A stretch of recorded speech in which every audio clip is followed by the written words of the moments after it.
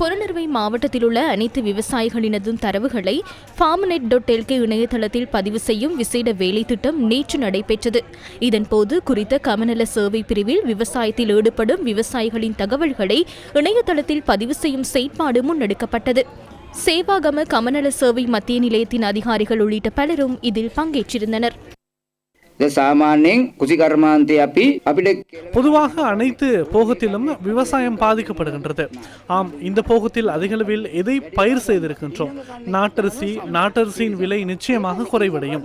சம்பாவின் விலையும் அதிகரிக்கும். அடுத்த போகத்தில் சம்பா விலை குறைவடையும். கீரி சம்பா, அந்த போகத்தில் கீரி சம்பா விலை குறைவடையும். அதற்கு காரணம் என்ன?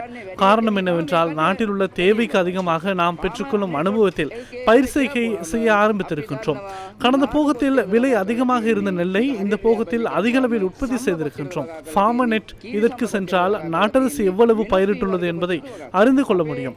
இதில் சரியாக பதிவு செய்து கொண்டால் சம்பா அரிசி எவ்வளவு பயிரிட்டுள்ளது, கீரி சம்பா எவ்வளவு பயிரிடப்பட்டுள்ளது, ஏனைய நெற்கள் எவ்வாறு பயிரிடப்பட்டுள்ளன என்பதை அறிந்து கொள்ள முடியும்.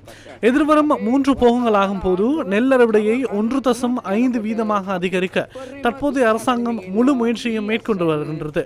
அதை செய்ய முடியும் என எதிர்பார்க்கின்றோம். அதற்கு மண்ணின் மாதிரிகளை பரிசோதிக்க ஆரம்பிக்க வேண்டும். அதன் குறைபாடுகளை அறிந்து கொள்ள வேண்டும். குறைபாடுகளை அறிந்து அதற்கு ஏற்ற உரங்களை பயன்படுத்த வேண்டும்.